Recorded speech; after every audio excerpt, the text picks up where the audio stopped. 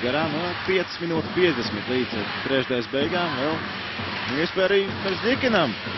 Sauso spēli, bet šeit situācija ir diemžēl. Pierunāja nelēma, bet Merzlikins ir pārspēts. Tur sanāca labi saspēle, neparocīgās puses, bet, tā arī kaut ko sapinās. Viņš nedaudz atcita, bet 5-1. Tā kā Brita ar Gavilē. Viņa līdzjutēji Gavilē, Adams Hardings Gavilē.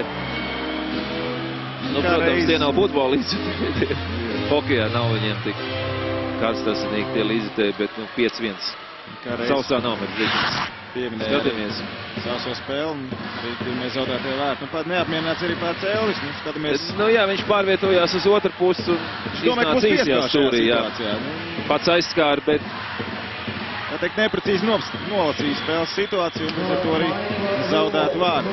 Vai arī savu pozīciju vārtos neprecīzi novērtē, ka Mūsē pirms tam zaudēja ripu. Viņam šķiet, ka var